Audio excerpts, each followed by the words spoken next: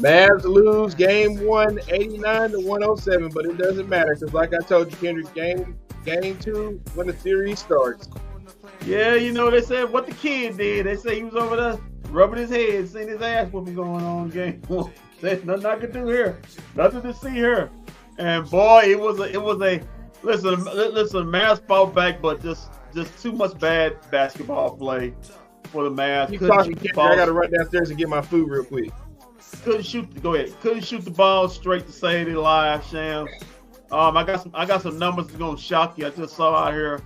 The Mavericks scored 59 points, right? I mean, excuse me, scored 89 points, right?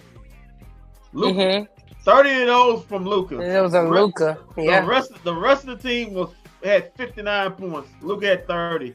Luka was 12 of 26 from the field. Not that bad. The rest of the team was 23 of 58. Luka, 4 of 12 from 3, which is bad. The rest of the team was 3 of 15. So Luka had 4 threes, and the rest of the team only has 3 combined. Yeah. And also Luka, 1 assist. When have we ever saw Luka only have 1 assist in any ball game? I can't remember. Wait.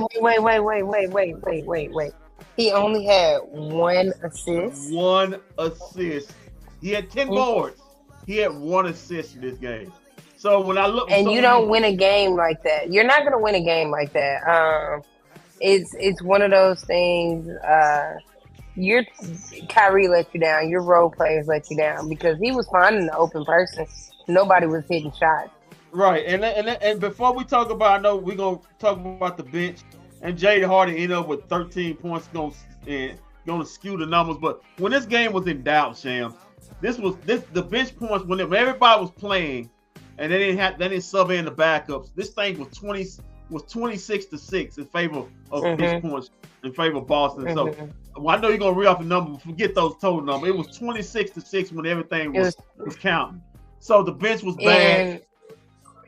The bench was bad. I think Kyrie has to step up and say this game was on me because anytime the Mavericks had a chance to cut the lead to 5 to 2 or whatever, because it were chances. The Mavs had got it down to 8 points, and Kyrie threw up 2 threes and didn't go in, and threw up some shots, and Kyrie just let you down. And he really may not ever since stepping on Lucky. In Boston, he has not won a game. He has been 0 of 11 since. He may need to go up there and kiss Lucky on the cheek right quick. Say I'm sorry. He might need to make sure everybody's at the stadium and go talk to Lucky 1-on-1 because apologize, Kyrie. There's no way. Yeah, because there's no way the Mavs will win this series with Kyrie only scoring 12 points. 12 points. Well, Shams, I gotta talk to you that I trust very much. He's a good basketball guy. He said if Kyrie struggles with length, if he struggles with length like he did in the OKC series, which he did, it's gonna be a quick series for the Mavericks. So I hope game 1's not any indication. He's gonna have to come back game 2 for the Mavericks to win this series. Both Kyrie and Luka both are going to have to hit their marks. One can't be off and the other one be off. That's just defeating the purpose. You got to get something out of your bench. I mean, Jaden Hardy and that combination between Hardy, Green, and Lively that came out there, that pretty much buried them. Those 3 guys looked like their eyes was big as sauce, didn't know what the hell they was doing, and it's pretty much church up. You can't allow Kristaps Porzingis sitting up there. I mean, he just went crazy. I don't think he'll have another game like that, but you can't allow that guy to. He can't outscore your whole bench. By himself. Derrick Jones Jr. gotta be better. I will say he was a try hard tonight. He just got. Boston had 9 blocks. He probably got his block shot 6 times. Stam looked like he was trying a little too hard. Looked like he was trying to make his money. He made him cost him some money. PJ was god awful. The Mavs gotta be at threes. We talked about this in the pregame. Boston is a 3-point shooting team. That's what they do. Mm-hmm. They are what the James Harden Houston Rockets hope to be. They are threes and layups. threes into the rim. There's nothing in between. Sometimes Jason Tatum or Brown post up, but that's basically what they are. They are threes and going to the rim. And if you can't hit threes and they go on one of these runs, these 3-point runs, they can shoot you right out of there. The Mavericks gonna have to make their shots. The Mavericks had open shots. It wasn't like they were getting D'd up from the 3-point. They had open looks. Kyrie, PJ, all of them. They just missed them. And you can't miss. You can't. You're facing a 3-point shooting team. You can't miss your threes. You can't be, what was that, 3 of 15 from 3 from the rest of the team, 4 of 12 from Luka. You can't be that and think you're gonna give a chance in this series. But yeah, it's game 1. I told guys don't overreact. They may get blown out. I'm not overreacting. They got blown out against the Clippers. They got blown out against OKC. Now, if they get blown out again in game 2, then we may have. Then you got a problem. You got something. They can because now they can wrap up the parade route. Yeah, then they may be looking. They just may be better than you. This makes 11 straight losses for Kyrie against Boston. This makes 5 straight losses from the Mavs against Boston. They lost 5 straight. So something they got to figure out. The onus is on Coach Kidd. The adjustments have to be made. We'll see what happens. It's a good thing for the Mavericks. They got an extra day. They don't play till Sunday. They gonna need it. So they're gonna need some shoot around practice. Especially everybody not named Luka. Yeah. In fact, I mean, he can get in there too. Yeah, he can get in there too. He was horrible, but the rest of the team, instead of them sitting up there in the shoot around, shooting half court shots, giggling around, I suggest all of them get around the 3-point lines and start shooting shots. For real. Everybody said that the Mavericks were too lax in practice, and all these videos they're putting out, everybody just laughing and enjoying each other. The only person that has finals experience on the Mavs team is Kyrie Irving. I do believe, correct me if I'm wrong. It's Kyrie Irving, correct? No, it's 2. But it's 2. It's Marquise. It's Marquise Morris. He was in the bubble with the Lakers. Oh, okay. But he don't really play. He don't play. He don't play.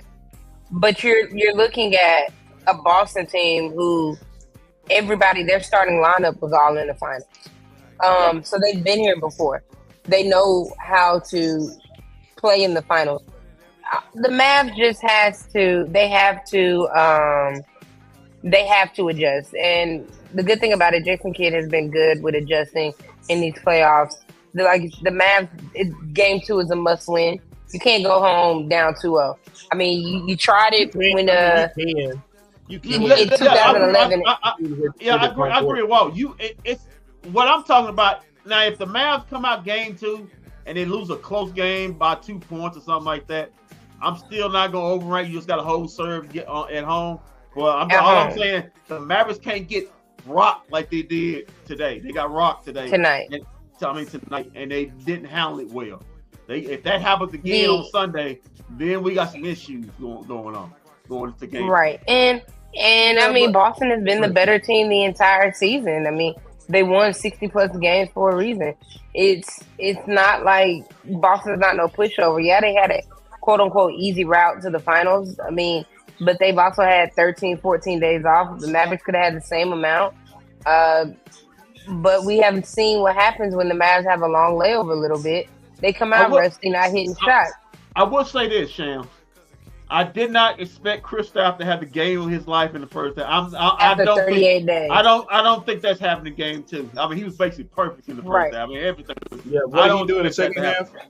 He only had what, 4 points or 2 3 points? or 4 points in the second half. Yeah, I told you I was like, that won't happen again in the second half. He also didn't get shots up like that.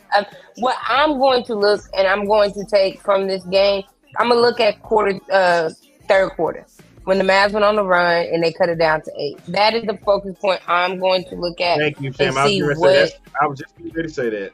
What we did in that particular moment to shut them down on defense, what we did on offense, and you have to apply that for the full game.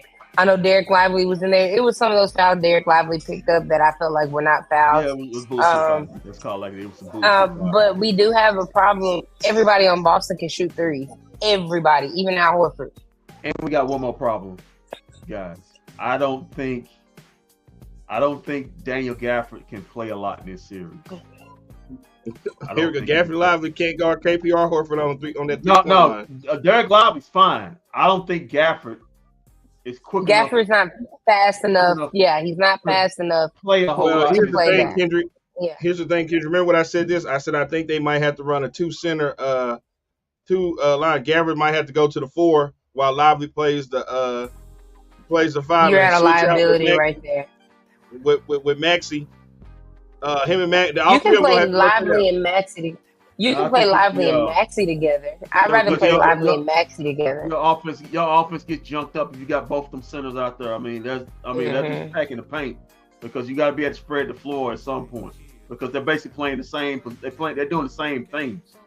The bottom line is this: the Mavericks, like I said, I talked about this with you guys when we watched the game. It's a bad game. If you're gonna have a bad trash game, you'd rather have it game 1 than game 5 or game 6 when the series actually matters. You got this bad game out your system, guys. Hey, Kendrick, I don't mean to cut you off real quick. I just want to ask you this question: Did Luka guard KP a lot in the first half? No.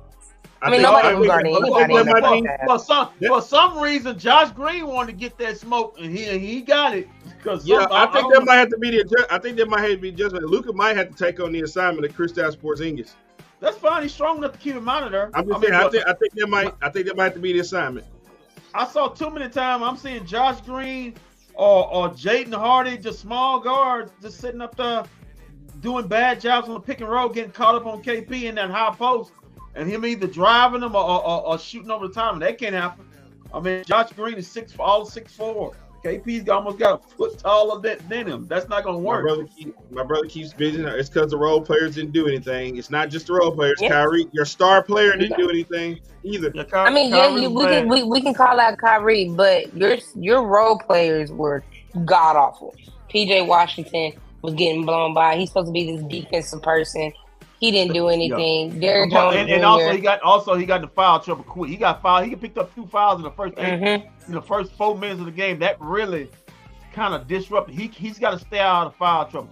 Him and Derek Lively, they got to stay. Them 2 guys got to stay out of foul trouble because their ability athletically to be able to switch on everything. They basically only 2 players that can do that with size and be able to hold up. So those 2 basically can't get in the foul trouble. Can I just bring up the point here? Even without the role players not doing anything, it was your star player that got the game back within 8. Now, if your other star player shows up, you might have a game here. Is the size bother? I think so again. Because this looks like I don't care. It's not the size. It's not just the size. Because we know he can get around that. The Boston crowd is getting to him. Well, then we got a bigger problem. I don't care what he says. I don't care what he says. The crowd is getting to him. If that's the issue, then the Mavericks got an issue because he's got to be able to come there because they're going to have to win a game up in Boston. No, it's like you said though. You get it out the way. Game 1, you get it out the way. You know what to expect now. You know how the crowd is rowdy is. Now game 2 coming in, you know what to expect. You saw Tyree make it. He was fumbling the ball off his foot, all kinds of stuff. Like, whoa, what is that about? The crowd was getting to him. Well, that can't happen again because if it does, no, it can't. The Mavericks not winning this series. He's got to play better. For the Mavericks to win this series, him and Luka got to be playing their optimal best. If either one of them are off, they're losing that game because it's just too many.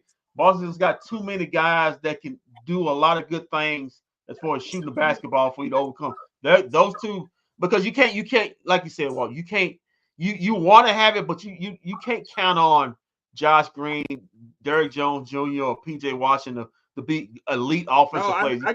You can't count on that. Everybody keeps and I don't be wanting to dump on PJ, but everybody keeps talking about he's his 3-point shooting. Like, bruh, he's not that good of a 3-point shooter.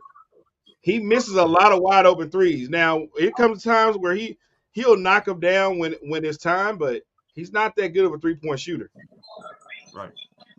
He's not. Like I said, like I said in the pregame, Boston's a 3-point shooting team. That's what they do. You have to guard the three. You gotta guard. You gotta guard the Well, three. Kyrie has taken to Twitter as of 1 minute ago. Oh God, here we go. What is this? Tribe, keep God first and stay together. See what I'm saying? That's This out of character. mission. What is he doing? No, it's not. Oh, This yeah, it mission is bigger than us. When is he ever been took the Twitter ride for? When has he ever taken to Twitter after a game like that? The Clippers. I'll tell you, the Clippers and OKC. I guarantee. Yeah, he did it. Because I think it's weird for him to get on Twitter, but he's got after every loss he's gotten on here and tweeted after every single loss. Right, like 1 minute after the game. 1 minute after the game. It's been quick. I mean, he literally ran to the locker room, got on Twitter. That's. I mean, guys, the game did end about 30 minutes ago. It's been about 30 minutes. That's just weird to me. I'm sorry. Nah, that's weird. I'm sorry. For a guy who's supposed to be so spiritual and don't let nothing get to him, and for him to go tweet like that, that's not a good sign. I'm sorry. It says he did it before. Tribe, stay together no matter what. The mission is bigger than us. Continue to put God first through all endeavors. He's done it. He's done it. Yeah, I don't. I don't like that. I don't. Yeah. I'm sorry, I don't. Well, guess what? He just made the onuses right on him for game 2. Well, see, the problem I have with that, Sham, is he's the one that played poor. Mm-hmm. That's why I have a problem with I guess he's trying to tell. But I guess he's trying to tell people they don't give up. I can bounce back. People gonna say to guys, he got to do that. I mean, he go on Twitter and say whatever he wants to. The onus is on him game 2 to do that. You can talk all you want to, you still got to be done on the court. So that don't mean nothing. That's kind of weird to me. I'm with Walt. I'm sorry. It's kind of. I mean, Jesus, man. Even if he did it in the OKC, it's still weird because those were at the games that he played bad in. I mean, yeah. Okay. I want to go look that up. Oh, let me go look that up real quick. Let me go look that up.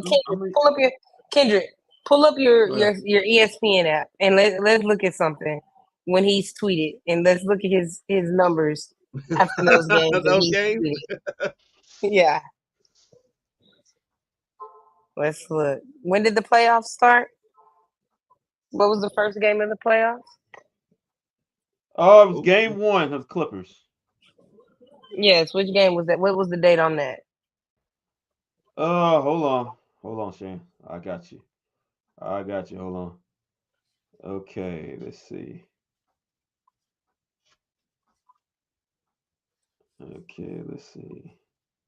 Yeah, give me the team schedule, you idiot.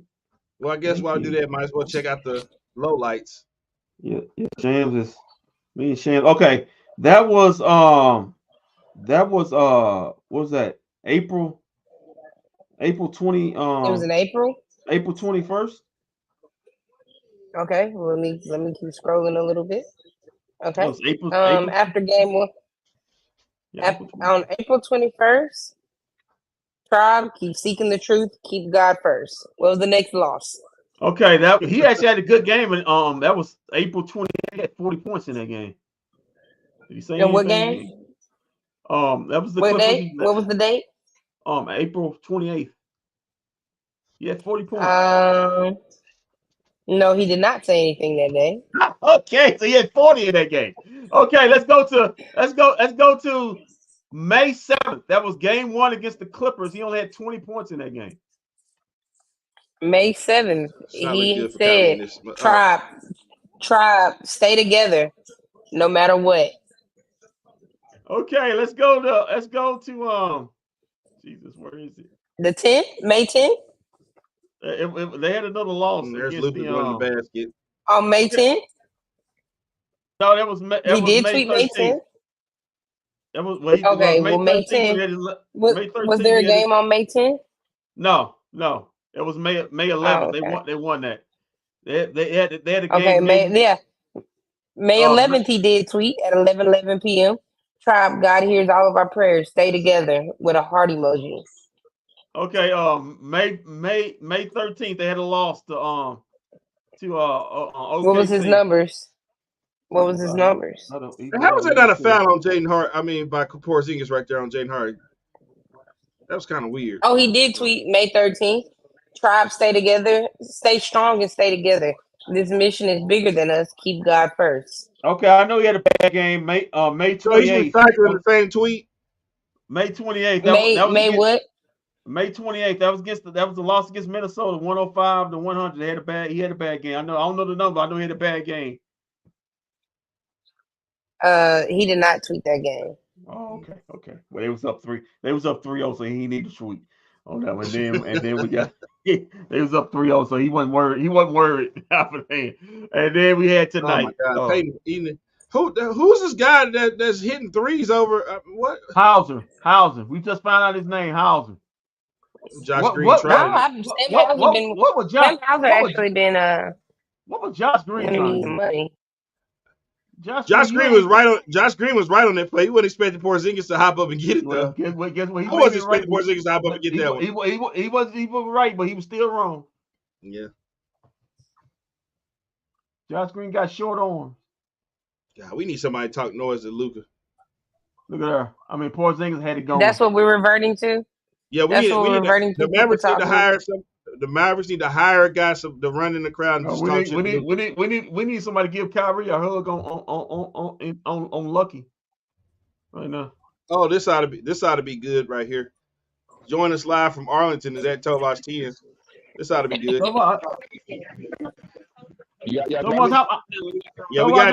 How many shots you got? How many shots you gonna take? I'm about to turn it up now because I mean whatever shot that I shoot gonna be more than what the Mavericks shot in the damn game or what the Mavericks made in the damn game. Yeah, Luka was 4-12 from 3. The rest of the team was 3 of 15. Oh God, I'm sounding like Enrique and Ngumbawale numbers. Damn. Oh, shots fired at Enrique. Okay. No, I mean, listen. Love you, Enrique. Listen. So, all right, yeah, you went into Boston and got blown out. Who didn't see that coming? Boss, they brought it back within 8 at one point. That's fine. The turning point of the game was the travel by Derek Lively II. That was a foul. That was a foul. Kristaps Porzingis, it was a foul. No, the foul caused him to travel. The foul made him travel. Hold on, Tovash. What I said that because me and Kendrick was both watching it. We said so. KP is allowed to push people off their game, getting up and getting a rebound. Remember, because as soon as that happened, Kyrie Irving came down. Boston missed the shot. Boston made it 2. Kyrie got called for a travel on the very next play as well.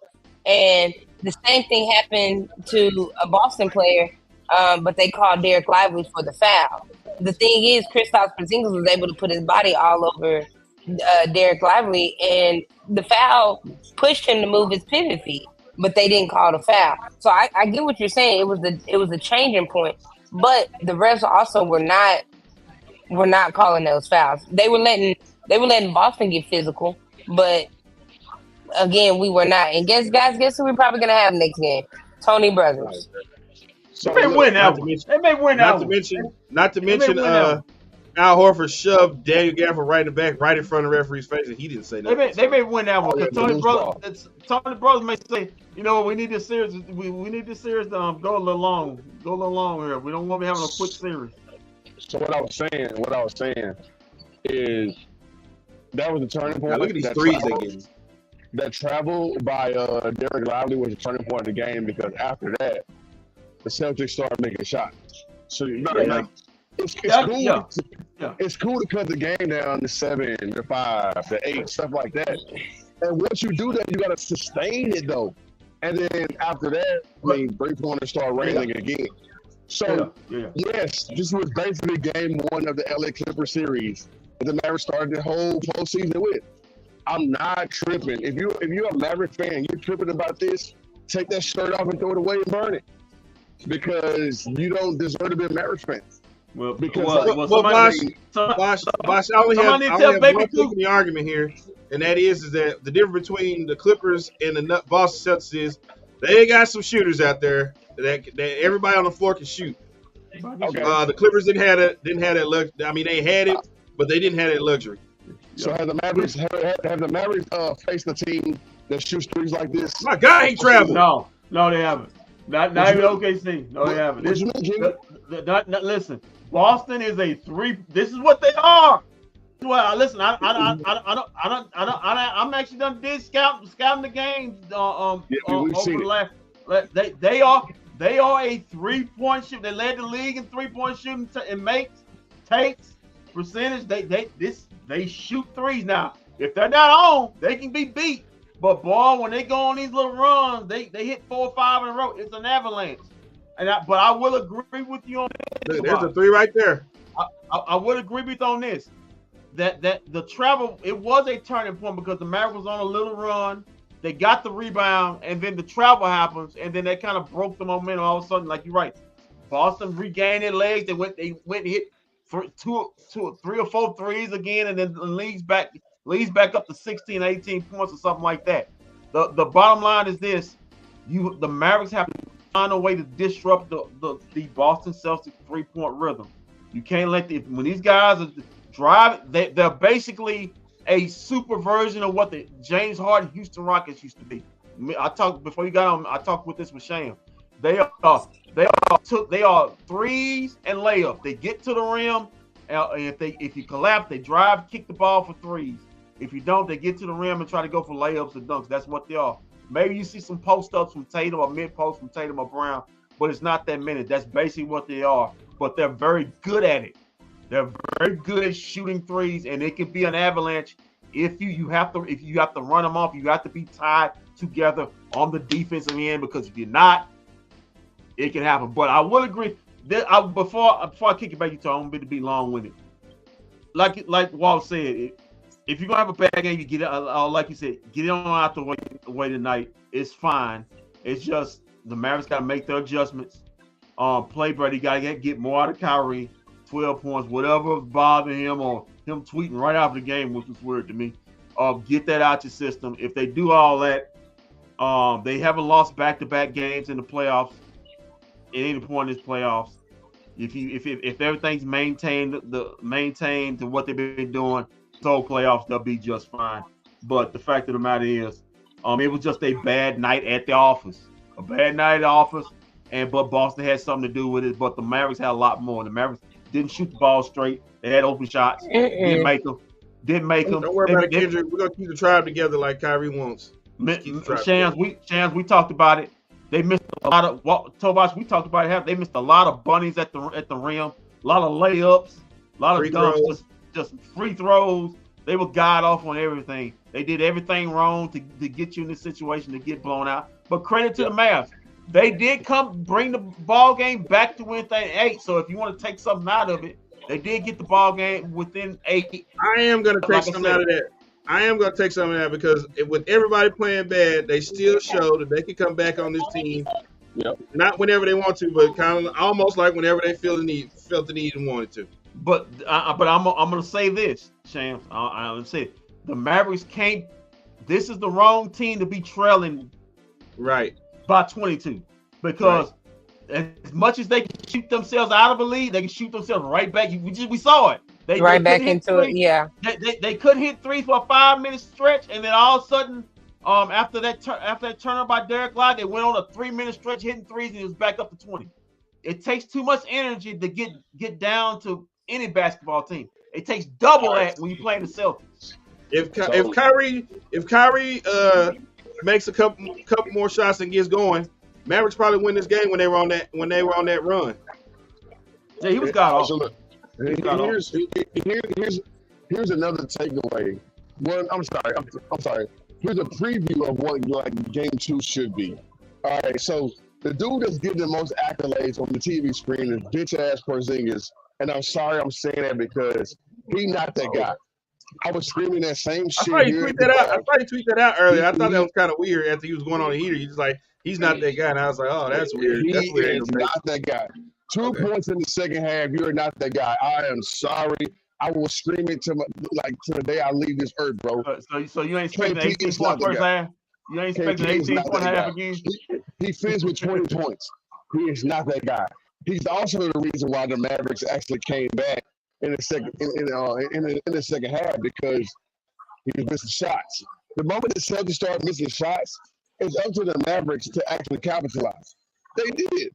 Your superstar kicked it in, kicked up a whole nother gear. Kyrie didn't follow. And so when you think back and look at game 2 versus game 1, bro, Jason Kidd, I'm sorry, bro, but he's sitting in a good position. To lose game 1 on the road, it's not bro, it's not a volcano in your living room. Honestly, losing 2 games on the road ain't a volcano either. It's not. But you still got to go home. Yeah, and so, I mean, well, hang on a while because, like, I still think that the AAC is not really home court advantage like that. Oh yeah, I get your point. We really haven't played good in the AAC. Hey, Bosh, it was crowded. I FaceTimed my sister, and she was in there for the watch party, and they were all in the 300 levels all around the arena. And that's because the chickens were. Sam, I hate to break it to you. Those are the people who can't afford to go to the. That's what I just said. That's what I literally just said. Hey, Sham, was Michael Parsons in the watch along party? No, he wasn't in no damn watch party. He might have been in Boston. He might have been in Boston. So, yeah, exactly. Like the AAC is not a home factor like that, especially when you're telling me in the Western Conference Finals to have a seat. Like, bro, so that's the reason why the Mavericks are also here too, is because So, Bosh, real quick. Like taking a road game in either game 1 or game 2, it's major. Luka has shown you that. And so in game 2, I'm going to need Luka to do that because coming back home to Dallas is not really a guarantee. So, yeah, you got to still win on the road. The Mavericks also almost stole one tonight. If you do that, if you steal tonight, then game 2, blowout city. And then game 3. Bosh, did you sell your tickets to game 3 and 4? I did. I sold my ticket to game 3. Game 4 is still up. So you're a part of the problem. Don't do that. Don't do that, Shem. Don't do that, Shem. Don't do that, Shem. Because the people that no. I say that because the people who reselling the tickets, you're bringing more Boston fans in there. I've been to 3 Boston games.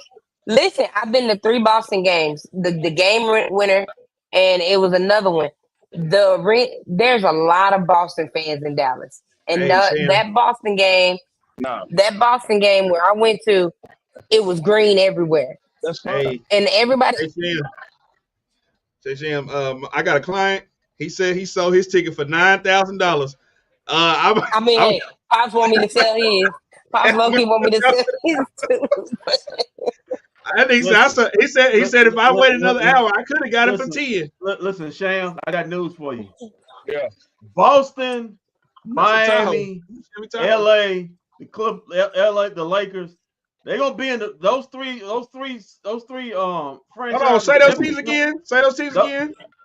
LA, Boston, Miami, and now Knicks fans. They're gonna be in every arena. It's gonna be at least about 30% of them in the arena, if not more, in every arena they play, especially playoff game. That's just the way it's gonna be. So especially Golden State fans. If you live off Golden State fans too, they travel too. Don't forget Golden State. Yep. Those fans gonna travel. If your team has a beach or a superstar, then they coming, bro. Like real shit. The T-Wolves brought fans, bro. The T-Wolves brought fans. Like I'm not really. They just started. Yeah, but they just started. They just started. But again, they have a superstar. Hey, they excited. They ain't seen nobody that good to KG. Man, they said, "Damn, man, we ain't seen nobody like this, man." But look, I was about to say Randy Moss. It's on Dallas. It's on Dallas Maverick people. I'm sorry, but the concierges, the ushers, are the problem. Like, bro, if you go to a game, don't tell me to sit down. Okay, then bet. Tell me to sit down. I'll watch the game here at the bar, and I'll sell my tickets somebody who's willing to give me $3,000 for a ticket. That's what we are, Mark Cuban. No, I feel you on that. Whoa! I feel you on that. I know what you're calling out Mark Cuban for. He don't own this team no more. Adelson's and everybody else. Trump owns the team too. He's part of this shit too. So yeah, 10 minutes to go. All right, cool. Here's my ticket. Give me $3,000, and I watch that shit in the parking lot, bro. I'm good. Tomas, I saw when we had the Western Conference. I still saw Minnesota Timberwolves fans coming out with the Chauncey Billups jerseys on. That's how bad it was. I saw a Spreewell jersey too. Chauncey Billups only been out since his rookie year. Yeah. All right, Sham, I understand you're doing the stats of the facts. Might as well get to it. Oh, all right. Sorry. Oh, this will be fast. Yeah, don't worry about it. This will be very easy. Kenny said, "Don't blink, Vosh. You'll blink, and the stats and facts will be over with." Let me get on screen. I'm over here doing some other stuff. All right, your Dallas Mavericks lose 100. Hey, Sam, don't be like Kenny the other night talking about I'm the star, and then the other night you're some. Oh, damn, this ain't even the right stat sheet. Man, I blame that on you, man. You supposed to edit that out, man. You want to rant talking about how you the star of the show. You the star of the show. Man, you my wing. Listen, man. You my wing, man. Edit it out, even on live TV, man. On live TV. I can't edit that. That's too funny. Doing all that boasting. I'm the star. Oh, damn, I ain't even got the right stat sheet up. Well, in game one, the team stats are as follows.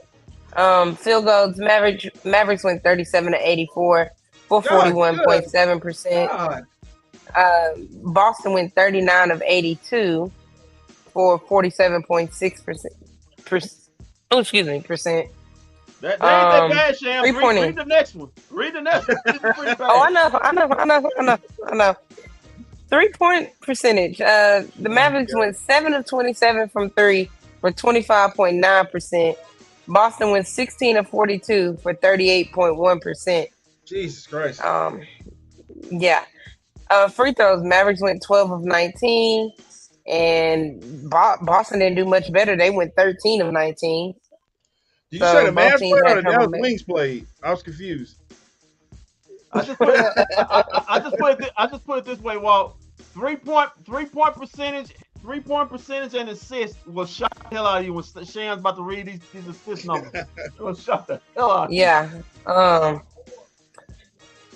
The Mavs were out rebounded 47 to 43.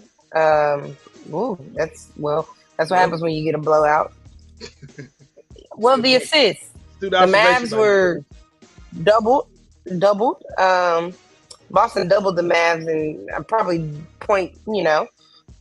Boston had 23 assists. Mavericks had 9. Yeah. Oh, come on, man. Yeah. Are you serious? Luka only had one. He had one assist. Yeah. I didn't know Boston needed that much construction. Oh my God, Mavs won a stat. Yeah, they had 8 steals and Boston had 6. Come on, man. The Boston Celtics. Here's the next one. Here's your next one. Your twin. Yeah, the Twin Towers. Here's your next stat. In these 9 blocks that the Boston Celtics had, you had Jaylen Brown blocking shots as well. So, and the Mavs had 1. 9 blocks to 1. Total turnovers. Oh, another stat the Mavs won. They had 11. Boston had 14. That's surprising. Yeah, but how many points? How many points the Celtics got off the 11 turnovers? Oh, the turnovers. 13. Mavericks. Points conceded off turnovers, 18 for the Mavs, 13 for the Celtics. Yeah. That don't really mean much. Fast break points, Celtics won that 10-6. Points in the paint, the Mavs actually won that one. 46 of their 89 points came in the paint because they wasn't knocking no shots down outside, 3-point. Boston had 38 points. And the fouls were even, 16-16. And the Mavericks did have a lead. They did have a lead. Yeah, the Mavs had a lead early in the game. It was like 12-8. Largest lead for 4 for Mavs and 29 for At least we never eclipsed the 30-point. We never went down. Showed up dead on arrival. Yeah, they did. They were dead as soon as they walked into that arena. Oh, well, good for them. They didn't give up 30. They went down by 30. Good for them. I mean, you were down by 30 against the Clippers, so yeah. Let's go over to these stats, guys. Let's start with the losers of the day. Did the Rangers play today? Anybody? Did the Rangers play today? No, they didn't. Can't blame the Rangers if they won. Can't blame the Rangers. They be catching those like anything. I don't know if you've been living on the rocks, Shan, but the Stars are done too. Oh yeah, so it's down to the Mavericks. All right, starting with your bench. There's no points there. Come on, you ain't getting out the Cowboys this year. Come on, Mavericks. You can't do this, man. You know you ain't getting shit out the Cowboys season. Yeah. Come on. Don't lose this. All right. Leading. Oh shoot, this is awful. Josh Green led the bench in 20 minutes. He literally went 1 of 4, shot 25%. Desmond Bain. 3 points. He had 3 points, and that was in garbage time when he had a wide open 3 because nobody was near him. I really hate Rick Carlisle. Yeah, Caleb just yelled at Desmond Bain. Derek Lively was your next. Oh, Maxi Kleber was next. He was 19 minutes. He took 1 shot. He made it. Oh, he took a shot? He was negative 15 though. He also had one of those 9 assists. Guys, there was only one person on this team with multiple assists. There was only oh God, these numbers are awful. With your broke ass. This is awful. Read them off. Okay. All right, Derek Lively in 18 minutes, he shot the ball once. He made it, but he went 0-2 from the free throw line.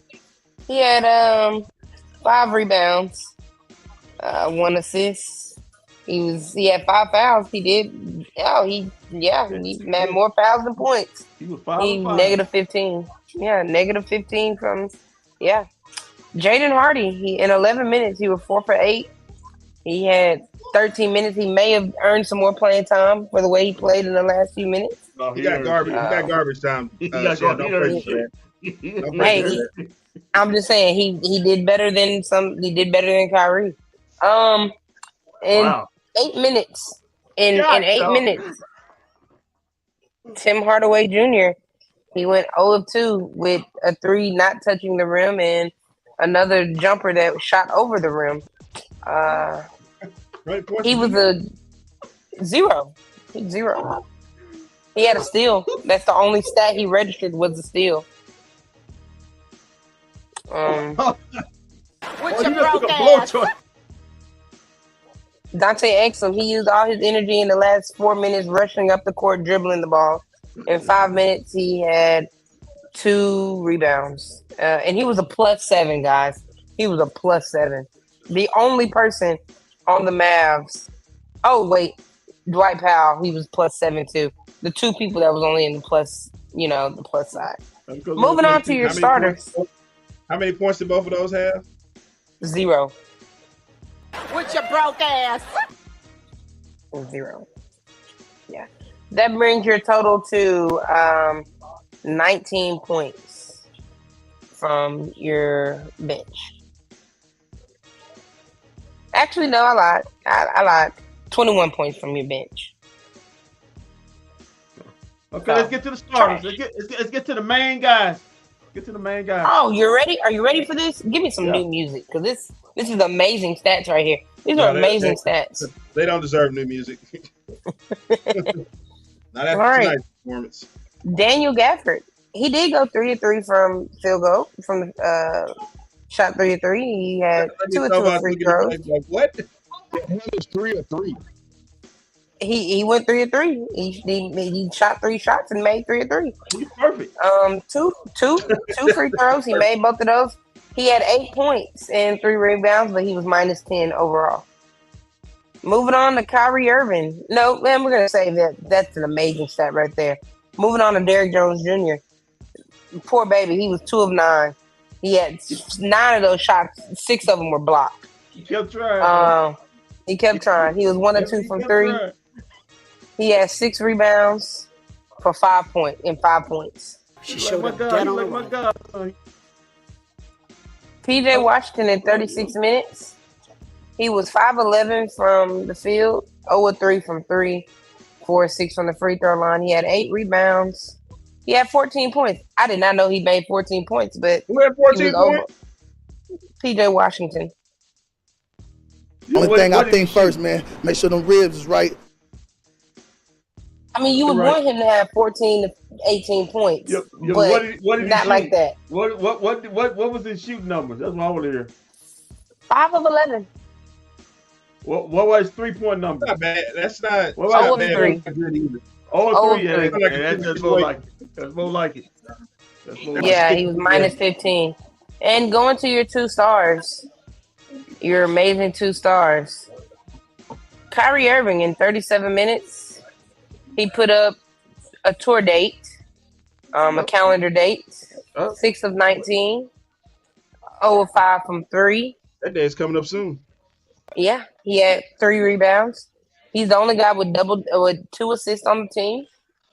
Somebody say Kyrie out there burning sage again around the court after everybody left. Yeah, he had 12 points, guys, for minus 19. It ain't gonna work, buddy. And Luka Doncic, the only one that decided to play basketball. Oh my God, he was awful too. He was 12 of 26 overall from the field. Don't give him that much 4 of 12 from 3. 2 of 5 from the free throw line. He did have 10 rebounds. 2 steals. He did have 4 turnovers. He had 30 points. But overall, he was a minus 10. I may even be ugly, but dear God, I'm here. I'm here. Yeah, that was Whoopi Goldberg ugly right there. That was color purple. That's why I had to say that. See the ugly. How is Luka ugly having a bad game with 30 points? Because it was ugly. You hear the numbers? Did you hear those numbers? He was, so he was when you 13 of 26, 0 of 12. When you shoot 12 for 24, or 12 for 26, that's shooting 50% from the field. Am I right? No, you're like 40-something%.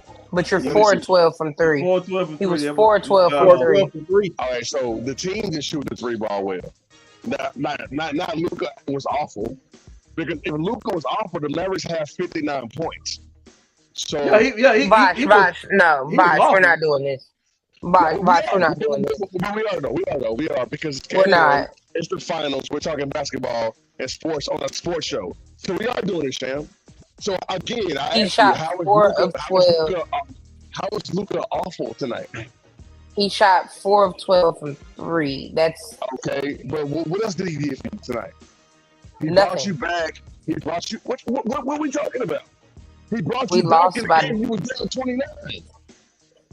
Some of his points. I'm not gonna say it came in garbage minutes, but his points. We didn't have garbage points, bro. No, I just want to say I'm not gonna say garbage points, but his points kind of came when they were like kind of meaningless. Like everybody else, down 29. They brought you back to 7. So how is that? Listen, that bro, was okay. Listen, we can't read stats and then say here on the postgame show on bFb. Thanks for joining us. Luka was awful tonight. He gave you 30 points, 10 rebounds, and 1 assist. How was he awful? Because that's called watching the numbers. Those numbers do not equate to how he played. If you watch it, yeah, and he was awful. All right, so every single time you needed a bucket, down 29 points. You cut that thing to 7 or 8 in the third quarter. How was Luka playing awful? I'm trying to understand this part. Because that was one quarter. That was one quarter. If Glenn Riley doesn't travel, the Mavericks have the ball looking to cut to 4 or 5. What are we doing? He shot. Yeah, but the first half, Luka was bad. He was bad in the first half. He had a run where he did do good, but the first half, Luka was bad. That run that he ended up doing good in. How is that awful? I'm trying to understand this part. Somebody help me out. If you watch basketball at home, feel free to weigh in on Twitter, @Joe10 on Twitter. But listen, the dude wasn't awful tonight because every single time the Mavericks needed a bucket, he gave you that bucket. I'm sorry that the Celtics shot a billion threes and made. They ain't got nothing to do with the Celtics. Some of those threes that he shot were god awful. Chick. There's no reason why he should be. Okay, so he shot 4 for 12 from 3, 2 for 5 from the line. Now look down the line, Shams, and everybody else that say Luka. But he didn't put the ball. But he didn't. He shot bad shots. Look down the line and see everybody else that shot even like far worse than Luka, bro. We know everybody else was awful. Yeah. So don't say it. Okay, so don't forget when I said at the beginning of the show. Hey, who can't get inducted? Turn your phone off. Come on. I'm trying to make a point. Selena Gracey. All right. So down the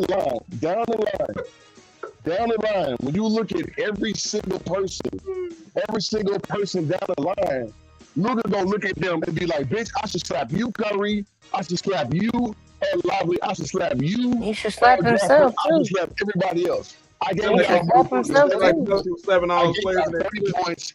I gave y'all 30 points, and all we can do is score 89. Really? Vash, you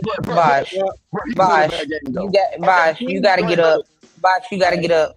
You gotta get up, bro. You can't do that. You can't do that, bro. You can't do that, bro. You gotta get up, bro. You gotta get up, bro. Vash, Keith says you only talked about 5 minutes in the game. The whole game he didn't play bad. He already averages 30 points again. That's what he's gonna do. Again, what did Tatum do?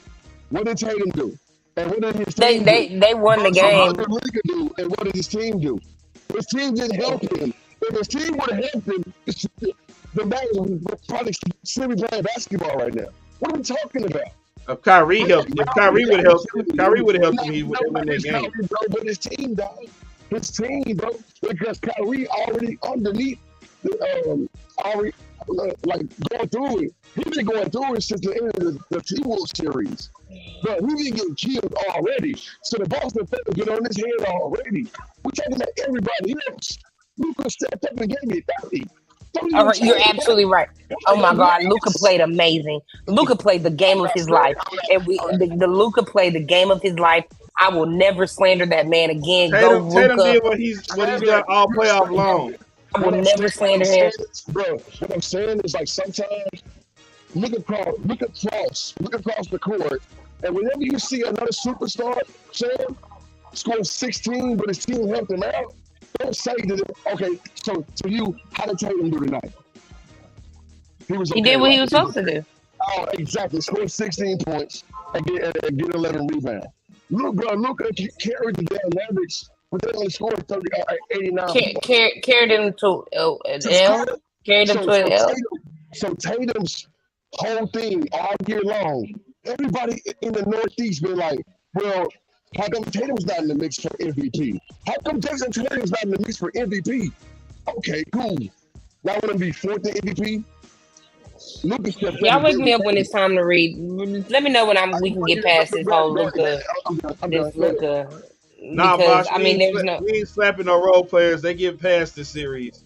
Because at this point, Vosh is gonna have his 77. Vosh is gonna take up for his brother, his lover. He gonna take up for Luka because my God, the man shot. I get his point, but I just don't see it as valid as tonight. I understand it, but at this point, you cannot sit here and say, "Oh, Luka," because there were times where Luka should have drove in. He put somebody and he's passing out, creating a turnover. He also had 5 turnovers. There were times where Luka was right underneath the goal, could have shot a layup floater. He missed some bunnies. He missed some chippies. He passed up on some shots. There were times where he had horrible decisions.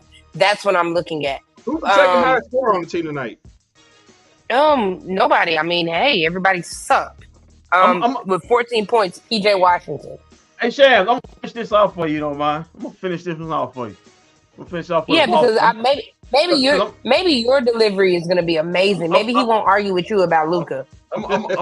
But no, he already with Luka. I'm gonna go. I'm gonna jump straight to Boston. See these Boston straight to Boston. Let's get this on. It's for the Boston Celtics, the winners. Let's get to the starters. Balanced scoring out there for basically you had about 1, 2, 3, 4, 5, 6 guys in double figures. sounds about right. Jason Tatum, the guy we was all talking about, 42 minutes. It had 16 was a plus 19. Had a block, had 5 assists, had 11 rebounds in the game. 2 of them offensive. He was 1 or 2 from the free throw line. 3 of 7 from three, 6 of 16 from the field. 42 minutes. Al Horford had himself a game, guys. 30 minutes, he had 10 points. But good grief, the guy had 3 blocks. Had a couple steals. Was a plus 7. Also had 3 assists and 7 rebounds, man. 2 of 5 from 3, 4 of 8 from the field. Holiday, 35 minutes. He had 12 points. He's a plus 20. Did some great defensive work on Kyrie. 1 steal. Also had 5 assists, 8 boards in this game. He was 4 of 9 from the field. 2 of 5 from 3 in 35 minutes of play. Derek White, the former San Antonio Spurs. Yeah, he did play with the Spurs. 35 minutes, he had 16 points, plus 3. He also had a steal, had 5 assists, 2 boards in this game. He was 5 of 11 from the field, 3 of 8 from 3, 2 of 2 from the free throw line. And Jaylen Brown, he finished up the starting lineup for the Boston Celtics. 37 minutes, he had 22 points. He was the high man tonight for the Celtics. Plus 12. He had 3 blocks. You're right, Sean. He had a block part, and the Mavs were all invited. He also had 3 steals, 2 assists, 6 rebounds, 7 of 12 from the field, 2 of 6 from 3, 6 of 11 from the free throw line. Hauser, 16 minutes, he had 8 points, plus 17 for him, 4 rebounds, 1 assist, 3 of 4 from the field, 2 of 2 from 3. Also, he had Kristaps Porzingis had the game of his life in the first half. According to Tobias, bitch-ass Porzingis, 21 minutes of play. He had 20 points. He was plus 13. He had 6 boards. Also had 3 blocks in the game. He was 8 of 13 from the field, 2 of 4 from 3, 2 of 2 from the free throw line. Did most of his damage in the first half. Right picture. 16 minutes. He had no points. Didn't need him. He was a plus 4. Did have 2 assists and 2 rebounds. He was 0 of everything. 0 of 12, 0 of 7 from the field total. And also we had guys like Cornet, 3 minutes, 2 points. Some dude, name I'm not finna butcher. He had 3 points, 2 minutes, and also had Bouchette, 3 minutes, no points. And that's your stats and facts of the game. Okay, so something weird is going on. Sam, okay, Tobias and Walt. I guess Channel 8 is carrying all the post-game press conferences, so I don't think they're going to be putting them in photos, but I do have the live feed of the press conferences, but they're not going to, I don't think the Mavs will be getting them and sending them to us. I think we got to do it this way for the finals, because it's more the NBA of anything. Okay. So, yes, Vanessa, me and Vosh are really sisters. I mean, brother and sister. Yes, Vanessa, okay. We really are. So, hey, Vanessa, how you doing, sweetheart? No, she don't like you, Kendrick. You don't have to speak to her. Oh, you know, listen. I love everyone. I don't hate anyone except Tim Hardaway. I do. I hate Donald Trump and Tim Hardaway Jr. Except only person I hate is Tim Hardaway Sr. with his punk ass. I'm pretty sure you're gonna have a lot to say on Friday morning, on tomorrow morning. All right, so here's Luka's press conference that he spoke on. Let's see. Is it from Luke? Yeah. Boy, he's got a sour puss face. The game's so difficult. They mostly play one-on-one. They didn't send a lot of help, so that's why.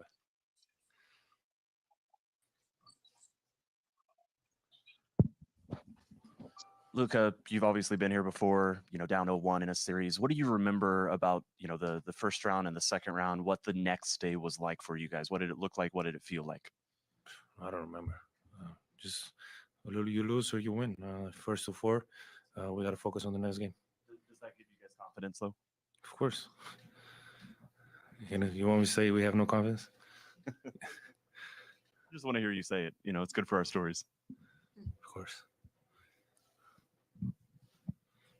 Luka, obviously, Kristaps had a really big first half. Just from what you remember playing with him, why was he so impactful out there, just taking advantage of pretty much every matchup he had? Yeah, I mean, he was great for them. He was knocking down shots. He was blocking shots. So he was really, really huge for them on both ends of the floor. Nancy right in the front. What kind of problems does the Celtics 5-out offense present for you guys on defense? Their spacing is great, and they have a lot of shooters. So I think we got to do a better job taking those three away. Luka, for you guys as a team defensively, what needs to change? I mean, you guys have been so good throughout these playoffs. What was different tonight? What did they do to get you guys off your front foot? Just like I said right now, we got to take those threes away, and that was what hurts us the most. And just please say your name and affiliation. Robert Littau, BSO. Luka, you guys did make a bit of a run at the end of the second quarter and the beginning of the third quarter. What was working for you in that little patch of time that didn't quite carry over to the entire game? Just playing our basketball. I think in those moments we were playing our basketball. We were getting stopped. We didn't allow them to offensive rebound. So we're having fun out there those couple moments, and that's what we got to do more. Pred Poptevi. Luka, kaj bo v naslednjih dneh najpomembnejše za vas, da se pripravite v nedeljo na novo tekmo? Počitek najbolj važen, pa gledanje videa, kaj smo narobe naredili. Hi, Luka. Aurelia for the German Basket magazine. You played already a lot of big games in Europe. How was it compared to that now, the first finals game for you, game one? I mean, obviously this is a bigger stage, but those games, finals prepare you for this moment. So we passed game one. We didn't do our job well, so we got to focus on the second one. ¿Qué tal, Luka? Katia Solena de ESPN. Decía Kai que esperaban esa intensidad, evidentemente de ellos estaban en casa en este juego 1, pero ¿cuál fue el principal reto para que ustedes pudieran asentar su juego? Jugar nuestro baloncesto. Tenemos que hacer eso mejor y tenemos que ser más físicos. Luka, Tomer with Clutch Points. When you guys got a lot of great looks, I think especially Kyrie just didn't miss them. When you have a game like that after playing together for so long this season, all the ups and downs, do you say anything after a game like that? Is it kind of just move on to the next? How do you approach that? Just focus on the next game. I think we really got good shots. We just didn't make them. But we got to go game by game. Now the game one is over. We got to watch film, what we do wrong, and focus only on the next one. Back right, Tim. Luka, Tim Reynolds with the AP. We all know that Boston makes a ton of threes. Is the challenge more to take that away, or for you guys to have to make more to kind of keep up, knowing that they're going to make at least some? I mean, obviously, I think they're the best three-point shooting team in the NBA. So sometimes really hard to take those away, especially when they have 5 guys out. They can all shoot. So obviously, we got to make more. We didn't make enough shots today to beat them, but we got to be better on both ends. Any other questions for Luka? Oh, we good. Thanks very much. Thank you.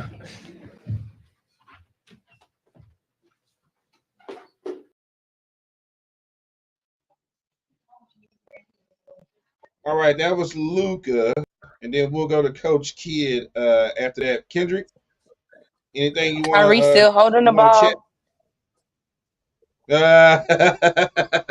No, Kyrie don't have the ball in his interview, but he's holding the microphone. No, yes he does.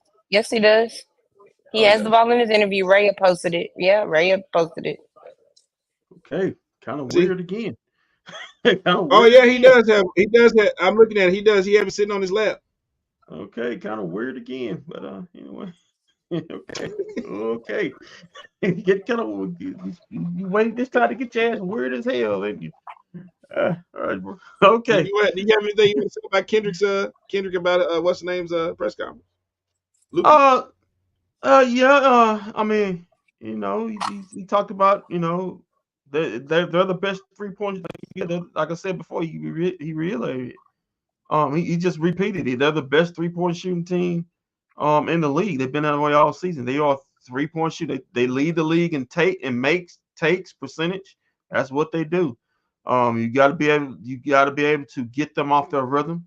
But like I said, to the Mavs credit, when the Boston Celtics go through their lulls, when they're not hitting threes, they can get back in. You just got to avoid the avalanche. I keep saying this with them.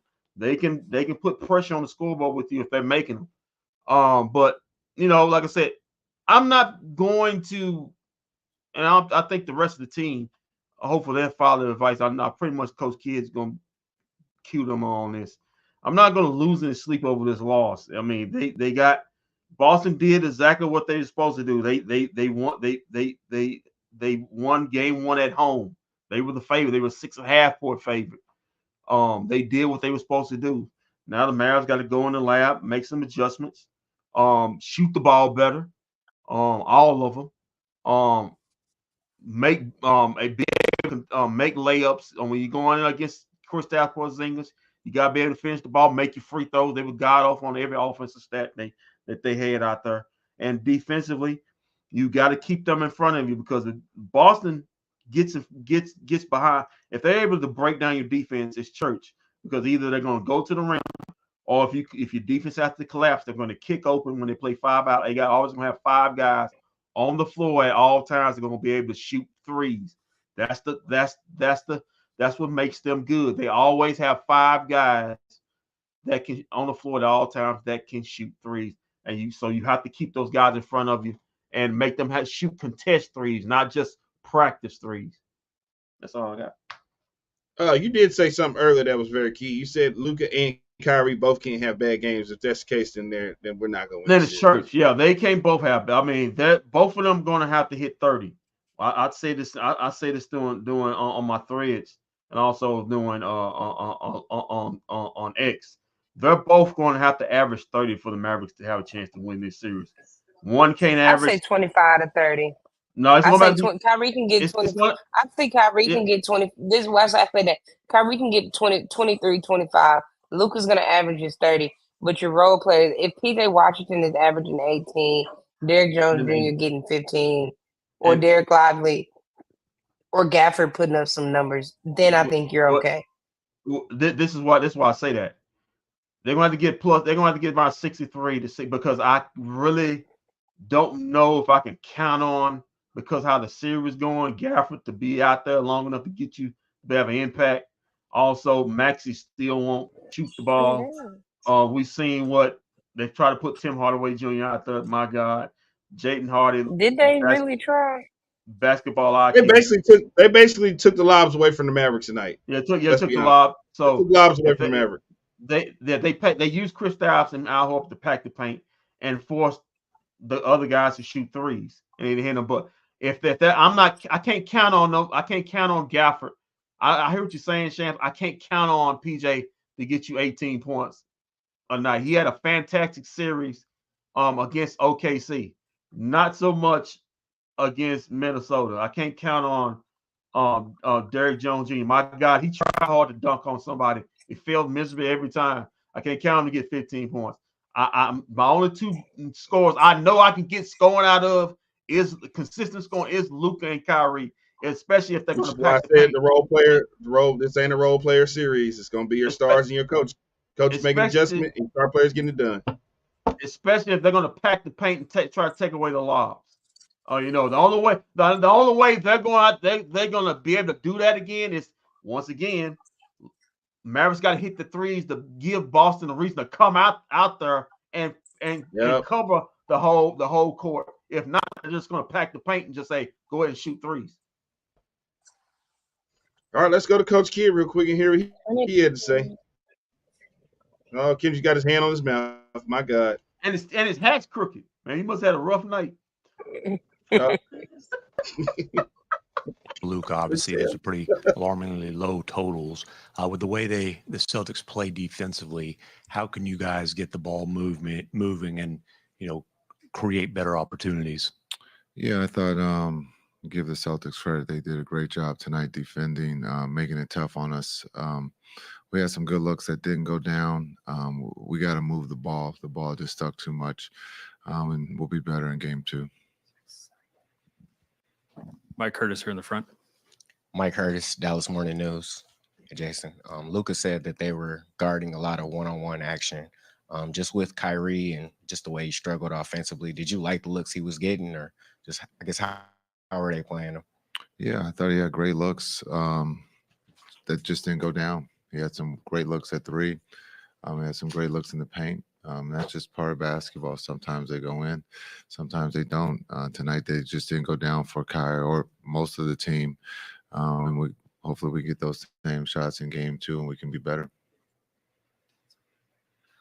Dwayne Price here in the second row. Dwayne Price, Mavs.com. Jason, the game started to turn a little bit when Porzingis came in. What was he doing out there to be so effective tonight? Yeah, KP was great. He knocked down shots. He changed shots. He blocked shots. He gave them a spark when he came off the bench. We just got to make it a little bit tougher. You know, on the offensive end, we got to make him do something different. He got great looks and knocked them down. Here in the front. Mike Leslie, WFA. Jason, you guys did make that run there early in the third quarter, cut the lead down to 8, seemed to develop some momentum. What of that is replicable? What can you take away from that stretch to try and recreate that in game 2 and going beyond there? Yeah, we did cut it to 8 and got the rebound. Unfortunately, came up with a travel. A lot of good things in that third and fourth that we can build on. That's what we talked about after the game, and that's what we have to do. We came out and won the third. Had a great opportunity to cut into that lead. Unfortunately, they go on a run once we cut it to 8. But then, you know, we won the fourth. So there are 2 positive things that we can take from this 4 quarters. You know, we got to be better in the first. So they took advantage of that. They knocked down threes. But, you know, the big thing is we have to be better as a team, offensively and defensively. Not to only focus on the travel, but the youth on the roster. How did you feel like you guys, the guys who hadn't been at this stage, how do you feel like they handled the moment? They did great. They did great. And they'll get better as the series goes on. Brad Townsend here in the front. Jason, Brad Townsend, Dallas Morning News. When teams have spread the court or tried to spread the court on you guys during the playoffs, your bigs have still been very effective. Tonight, you know, their numbers weren't great. Why was it different tonight? Obviously, the Celtics were making a lot of 3-pointers. You're having to chase people around the perimeter. Yeah, I think this is the best team in the NBA, and they're good for a reason. They play their style of basketball at a high rate. They generated 27 threes there in the first half and made, I think, 11 of them. And so we have to be better. We can't give them 7 made threes in the first quarter. That would have outscored us with, you know, only scoring 20. And, you know, so we have to be better. Give them credit. They were good tonight. But again, we got to be better. Nerves or not being in this situation, we can't use that as an excuse. It's just basketball. And we got to be better at the game of basketball on Sunday. Any other right here? Hi, Jason. Bob Schron of the Journal. They opened up a huge lead in the first quarter and a half. Did you kind of have to see how your team would handle that, and seeing how a bunch of the guys were in their first finals? Yeah, I think I thought the group handled it well at halftime. We talked about what we had to do, and I thought we did that coming out in the third. Again, cutting that lead, getting it to 8 with the ball. Unfortunately, we traveled. And then, you know, from that point on, they took control of the game. But I thought the group responded. I thought we were better in the second half.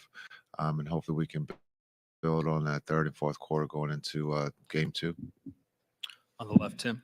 Tim Cato, The Athletic. Jason, you may have been asked about like going down, losing games 1. You guys have done that twice already, even this postseason run. The next day, what do you try to make that about for the team? What is the kind of the purpose of, you know, conveying both emotion and confidence and also strategy throughout the course of kind of going into the next day? Yeah, I think it's just, you know, about the positives. What can we do to build on the positives? We'll talk about that tomorrow.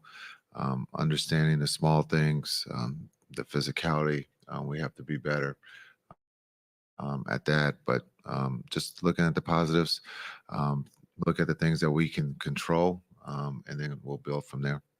First row here on the right. Valencia King, Real Talk Sports out of Dallas. You mentioned a moment ago that it's just basketball and getting back to that. Luka was asked about the run where you guys cut it to 8, and he said they were having fun and they have to do more of that. Not to get into your secrets of coaching, but how do you coach more fun for the guys? You know, we talked about it at halftime. I thought we weren't having fun there in the first half. And we talked about having fun to work the game, to continue to keep playing. There's a lot of time. A lot of people talk about one game, but we're talking about a series. So the bigger picture is to continue to keep working in the series. And I thought the guys did a really good job there in the third quarter. We get the miss, we get the rebound, the momentums are going our way. Unfortunately, we traveled, so we just have to be better. We know that Boston's a really good team, and so we got to be better on Sunday. Any other questions for Coach? Thanks, Coach. That was Coach Kidd right there. Sham, we'll go over to Sham real quick. Sham, I know Kendrick doesn't like. Are you coming Kendrick to me doesn't because like. I'm a coach and because? Yeah, of course. You got that big championship ring out there in what's that? Was that Rockwall County out there? Rockwall. Yeah, I got a big Yeah. championship out there in Rockwall. We'll go to you real quick. I know Kendrick doesn't like when Coach T over there with the Wings is very positive after a loss. He hates it, but does it feel good to see that the coach is still positive after a loss? He basically didn't want to. He was not giving the excuse of, well, these guys are young and inexperienced, they shouldn't be there. He's not going for that. No, it's basketball. Kendrick, Don't do that. Don't do that. Don't do that. Don't do that. Don't do that. I don't even have my glasses on.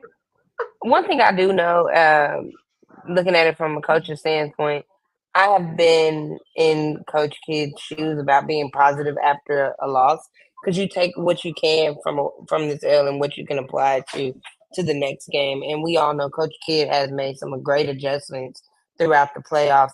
And he said even after halftime, he told the boys they were not having fun. So in third quarter, it looked like they were having fun. They looked like the Dallas Mavericks themselves, but unfortunately, they dug themselves too big of a hole to come out of. So if you get that team back and you make your adjustments, you will be okay. And that's what I believe, Jason Kidd can do. He's done it time and time again. The Mavericks, again, I would say the Mavericks have not lost back-to-back games in the playoffs this season. If I had to put my money on it, I will bet Jason Kidd makes the adjustment. It's going to be up to the players to make the adjustments themselves, and they're going to have to dig deep and have some shame and have some pride and go out there and play basketball and not want to go down 0-2 coming back home. Go ahead, real quick, Kendrick. Just reading off some numbers right here while Coach Kidd was talking. The game was reading. From the second half, the Mavericks outscored the Celtics 47-44 in the second half. Also, from the third quarter, they basically held serve from the third quarter on. It was Celtics 70, Mavericks 69. The only quarter was the like you said, the first quarter. We talking about when it was down 17, they got bombarded. In that first quarter, 37-20, where you like I said, you had guys. Well, he basically admitted to it. He had guys out there with nerves. He had Derek Lively, Hardy, and Green out there. First final experience, and with some wild ass basketball being played for that 5-minute stretch that got them really Celtics out running, and the Mavericks couldn't recover from that. I mean, like I said, when you down 20-something points or 17 points in the first quarter, it's so much energy to get back in the game, and then you got to count. Maybe they may go on another run themselves, which they did. Yeah, looking at that as well, Kendrick. Like I said, the Mavs won the second half. So you take what you did in the second half, the adjustments, and you pile on more adjustments. I know for sure we've had to do that with my games and stuff. They had to do it this past weekend, make some adjustments. We weren't able to make a lineup adjustment, but we were able to change the defense. We were able to attack the ball a little bit more after looking at some film. And then again, our shots started falling. There was a game, our first half, our shots were not falling. Second half, we shut them down and our shots started falling. So I understand that the Mavs shots were not falling. Those are not the Mavs. I don't think the Mavs will go 7 of 20, whatever they did before. I don't think they'll do that again in a game from 3. Again, If you nobody do, has finals experiences since if you Kyrie. If you do, do, if, you just if you the do, series is over. Coach Kid gonna come back on that press conference having like Yeah, if you do. But again, the team, they had some nerves in the beginning of the beginning of the first half. You can see it. It started off kind of promising, but when Boston started going making their run, they were off and running, and the Mavs did not have an answer. So you get the nerves out. You're glad this happened game 1. You were able to look at it in perspective. Is that the best game that the Celtics can throw at you? And if it is, again, we got him where we want him. Yeah. All right, well, let's go to Kyrie. He's got his ball at the. He's got his ball, Got his Kendrick. basketball. Yeah. Maybe want to work on putting the ball in the basket. Usually, you take a game-winning ball up there, but it's a game-losing ball he got up there at the podium. But it's all right. We'll figure out what he's got going on here. Let's go to Kyrie. We're gonna ask him about it. Get yourself geared up for game 2. Just grateful for the experience to get through game 1. Just a lot of emotions going into it, and just waiting for the opportunity to get out there and compete. Going against a great Celtics team, so we just had to get this one out the way, and we didn't perform the way we would have wanted to tonight. It starts with me just being able to get out there and get us settled. I got to take some accountability for just the communication and just going out there and getting used to the way that the kind of environment was going to be. But I think my teammates did a great job of staying together, sticking to the game plan. We obviously made some mistakes, like I said, but we gave ourselves a chance in the second half, and we just got to continue to do the right things and win the quarters as much as we can. They came out and hit us in the mouth early, got the home crowd going into it, down 17 in the first quarter. It's not really like us to give up 37 points. It's happened to us before in the playoffs, but we just want to make it a lot tougher on them. And they hit a lot of threes. And again, when you get them rolling like that, they play a very easy game the rest of the game. And we just got to hit them in the mouth a little bit. So they did their job getting game 1, but we're going to take our lessons and get ready for a good game 2. You're in the front, Tim. Tim McMahon, ESPN. Kyrie, obviously with you and Luka, you guys have 2 of the best one-on-one players in the world, but ball wasn't moving tonight. How do you avoid, with the way that the Celtics play defensively, falling into kind of the trap of relying on isolation and becoming stagnant? I don't necessarily agree that it's a trap, that they want to set us. I think that they really rely on their great defensive ball pressure, their one-on-one defenders, and they funnel us into certain areas. I mean, even as I say that they're relying on the one-on-one, every time I got an ISO, there's, almost 2-3 people waiting for me to get in there. So I got to catch the ball on a live dribble and just be aware of my opportunities. It's uncharacteristic for us to have only 9 assists. The ball's got to move a little bit more. And again, that starts with me just being able to push the pace, get us some easy opportunities, and just adjust to what they're throwing at us. So it's a fun series. It was fun just, going into the game. It's still going to be fun, but there's going to be a level of chess that still has to be played. And, game 1 was just about adjustments. We obviously wanted to win this basketball game, gave ourselves a chance in the second half when we were down by 8. Then they brought it up to 16, and they got up to 22 when we called the timeout. So just going to be replaying some of these possessions. But, at the same time, look at some of the positives that we can carry on to game 2. Here in the front, Mike. Kyrie, Mike Curtis, Dallas Morning News. You mentioned the environment. How did that either meet or kind of exceed your expectations, and how did it affect you tonight? No, I mean, it's basketball at the end of the day. Being in this environment, I'm used to it at this point. Early in my career, there was a different relationship that I had with Boston, just being able to come here, be settled with a veteran group. Now I'm here as the veteran. Over the past few years, just experiencing the playoffs here, even regular season, it's been the same thing. I thought it was going to be a little louder in here, but I'm expecting the same things going into game 2. crowd trying to get me out of my element, my teammates out of my element. But again, the energy's got to be focused towards the game. I felt like I had a lot of great looks. They hit back rim, or they were just a little left or right. So I just got to stay confident and stay poised throughout this, man. This is the best time of the year to be playing. It's only 2 teams left. Let's put it in perspective, So the environment's going to be what it is, but my focus is on our game plan and making sure my guys feel confident and I feel confident, and continue to shoot great shots. Here in the front on the right. Valencia King, Real Talk Sports out of Dallas. Thank you for your time, Kyrie. I heard you mention 2 things tonight. One, you're grateful for the moment and that the young guys did well. When you see them embrace this moment, especially not being on this stage before, I know it wasn't the outcome you guys wanted, but what is that moment like for you, kind of seeing them rise to the occasion? I'm very proud of them and also, amazed at how poised they are. This younger generation has, just a quiet confidence and a knowing about themselves. And I think when we hit a little adversity, we just have to know how to respond as a group and a team. We talked about it in a lot of huddles, but we got to act on it. And that's what this game is about, is controlling our actions, making sure that we stay positive, but also know what we're going up against, the competition level. We're the best in the world at this point. It's only 2 teams left. We've proven why we deserve to be here. We've earned our right to be here. So it's no time to, see ourselves as a short opponent or someone that's not capable of coming out of this. It's game 1, but at the same time, we got 2 days in between, so there's going to be a lot of noise and a lot of who played well, who didn't play well, who's under pressure.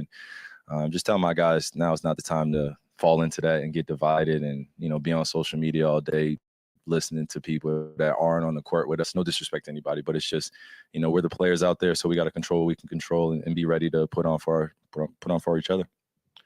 2 seats down here on the front. You're right about that.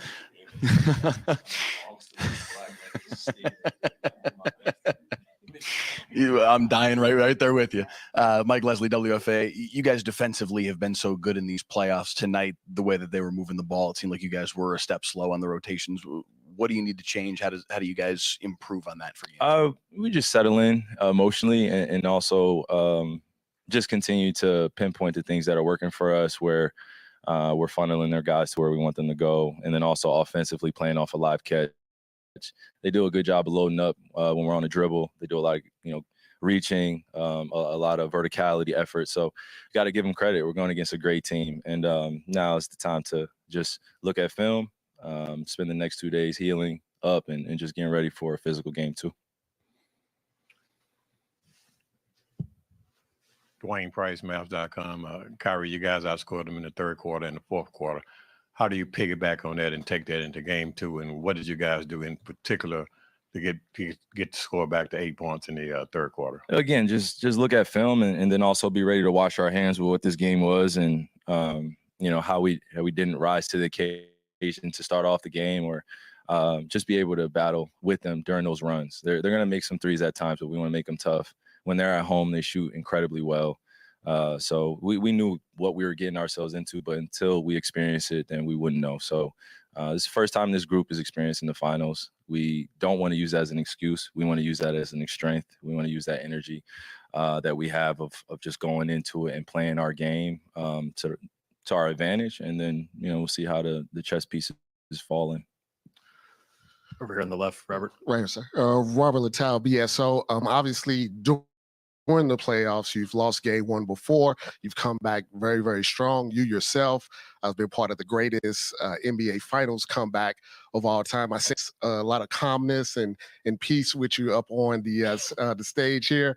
How do you spread that message to your teammates that it's just game 1? We've been through this before, and as a leader, kind of get them in the right frame of mind for game 2? Yeah, it's not the first time I've lost in Boston, so I don't want to continue to make it a habit. But they've had the few games over me, and they have our number, and it's just not our number. I don't want to say our number, but over the past few years, the teams that I've been on, they've had my number a little bit. And you got to give credit to a good team. They've been good over the past 3-4 years. So we want to show them respect, but at the same time, we want to bring our best game. You know, we have to play 4 of our greatest games in order to win this series, in order to win the finals. It's not about, you know, holding our heads over one game if we don't play well. It's the first of 4. We obviously know that, but we just have to play 4 complete games, 4 of our best games, and then we'll see where we stand after that. But in the meantime, we got to look ourselves in the mirror, and it starts with me as one of the leaders on the team. How can I be better? How can I be more poised in this environment? It's not the booing. It's not the missed shots. It's more or less just our attitude and how we approach possession by possession. Our identity has been made on the defensive end. We've proven that. I haven't had the best games offensively this playoff run, but we've been able to get stops, timely stops, and been able to pick each other up on the offensive end. We have all world talent on this team, skill sets out of this roof. But now it's just about remaining confident and always knowing that, you know, you have somebody that's been through it, but now it's our turn to go through it together. And, you know, this is what makes it exciting. Last question here on the right. Tim Cato, The Athletic. Kyrie. I'm sorry. Nah, you're good. So similar question to the one you just answered. But when you guys went down 0-1, you know, twice already in this postseason run, do you remember what the next day felt like? You know, and clearly why that it worked in both of those series? I mean, yeah, it's hard to compare just because you're going against different players, different series. But I will say that, you know, the next day was pretty cool, you know, because to see us still join together in practice, still go through our day-to-day routines and rituals, and just hold each other up and hold each other accountable, but in a very healthy way. And we're very honest about what we can continue to do better. And then we're very honest about how we can coach one another to be better. You know, we're going to hear the familiar sentiment or familiar phrase that, you know, a lot of guys haven't experienced the finals and on our team. And that's okay. Experience is the best teacher. And once you get game 1 out of the way or game 2 out of the way, you start feeling better about the series. But when you lose game 1, there is a level of disappointment. We're human. I've always said that. We're going to feel the natural emotions. You feel the highs and lows of the journey. But when you lose a game like this, especially in the finals where everyone's watching, it's going to hit you a little bit. But again, like I said, now is the time to not get on social media and not pay attention to what you guys are saying. No disrespect, but we got to go out there and just focus on what we can control. And I just know how the next 2 days are going to go, man. It's going to be very loud. It's going to be very chaotic at times. People are going to have words to say about how we can be better or how we're going to win or lose the series. But again, it's about us focusing on what we can control in that locker room. And we have great leaders in that locker room. So it's not just me who has the experience that I'm going to be leaning on. I'm be leaning on everybody to help me out too, as I help them. Thank you, Kyrie. Yeah, Sham, I saw you get the same look I said when he said that. I was like, you say don't go to social media, but the first thing you did after the game was you went to social media. What are we talking about? But hold on, Sham, before you go, I want to go out to Arlington. I want to go out to Arlington real quick. Vosh, real quick.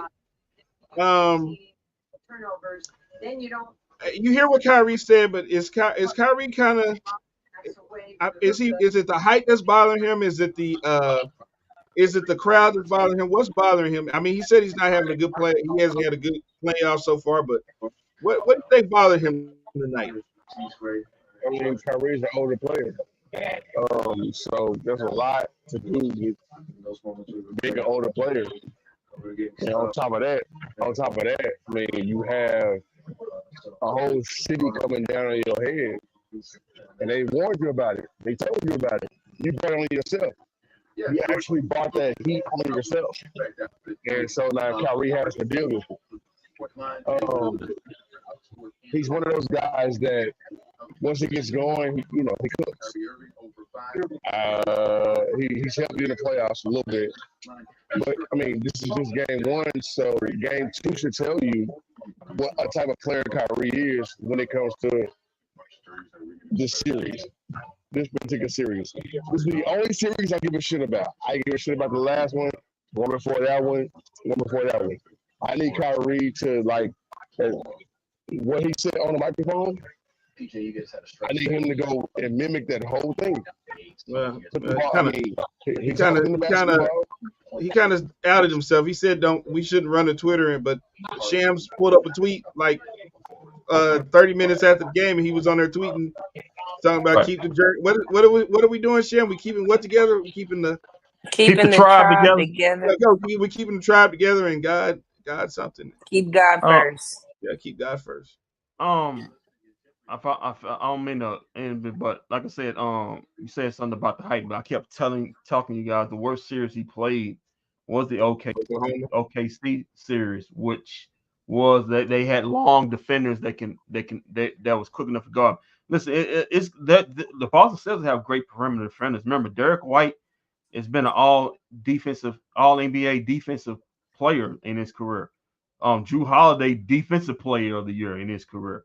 We know Tatum and Brown are good elite defenders. Al Horford's been an all NBA defensive player multiple times in his career. So they got guys who can guard. We talked about Kristaps Porzingis. Even though I don't think he's a great perimeter defender, he's a great shot blocker. And they funnel Mavs players to him so he can block shots. But the length I thought the length may be a problem. It's up to him. It's up to him. He has to figure out, but it's up to Coach Kidd and the coaching staff to go make adjustments to get him more open looks so that he can it's not a problem for him. Let him get some catch and shoot shots off of screens, off the dribble. Let him. Can I say something real quick? Oh, go ahead. Mavs have 7 days off for this series. Before this series started, it was 7 days, 6 days off, maybe. They had 11 days off between the first of the game of the playoffs against the Clippers. The Mavericks are not a good team coming off long layovers. And I think we recognize that. And Coach they have Kidd's not 5 days we're not going to accept that excuse. I understand that, but it's there. I mean, the proof is in the pudding. You have 5 days off between the end of the Clippers and the OKC series. So in both of those game ones, you look pitiful. Vosh, you had something you wanted to add real quick? Height. There's not really a height in it. Hey, Vosh, let me ask you this. I might agree with you on that. Is this just Kyrie just wasn't hitting the shots tonight? Is that what this just is? Yeah, and y'all they messed around and let Porzingis think he was better than half the NBA. Bitch ass Porzingis. Porzingis is not that good. And like laughing aside, Porzingis is not that dude. Like the Mavericks will play this team at least 3 more times. Kristaps Porzingis is not that guy y'all think he is. He's not that guy that game 1 told you what he is. I need people to understand that part. He's not a Maverick because he's not that guy. Vosh, is this like when we let Zubac go 20 and 15? Is that how you viewing this Kristaps Porzingis? Again, and where is Zubac? He's not that guy. So he told y'all in game 1 and game 2. He checked PJ, he checked all these other dudes. But Zubac wasn't that dude. KP not that dude. And so I want people in game 1 to look back later on in the series and be like, man, oh my gosh, what the hell are we thinking about from game 1 to game 5? Or from game 1 to game 3? If the Mavericks go in there and take care of business Sunday, game 1 will be mute. It's going to be one of those series. Okay, so from Luka to Kai to whatever other help he can get, it's beyond me because the 3-point shot decimated the Mavericks so much tonight. The 3-point shot was the reason why the Mavericks lost tonight. I'm going to say it one more time. The 3-point shot is the reason why the Mavericks lost tonight. The 3-point shot is not going to be available like that. Steph Curry got here in 2009, 2024. He only got 4 championships because of the 3-point shot. It's not going to go anywhere. But you're not going to win that many championships off of just shooting the three. You may not even win one. So with that being said, just play basketball. Jason Kidd is a hell of a game two coach. Is a hell of a defensive coach. Y'all telling me that Jason Kidd is already counting the team out? No, he didn't. No, he didn't. So it's just game one. He said he said in fact it will be better game two. Because they always are. Your superstar did what he's supposed to do tonight. He gave you 30 and 10. I don't care what nobody else say on the show, but he gave you 30 and 10. I need everybody else to hoop. Vosh, listen, and just to back that up, I think they said he set a record tonight. He's the first person to have a 30 double or something like that in the finals or something like that. I don't know. Who? Luka. 30 points, 10. He's the first person to have a 30-point double in the NBA Finals, something to that effect. No, he's the second only person to average 30 points a game, besides another great dude with his logo right here on his shirt. I mean, that's what I'm talking about. So, to say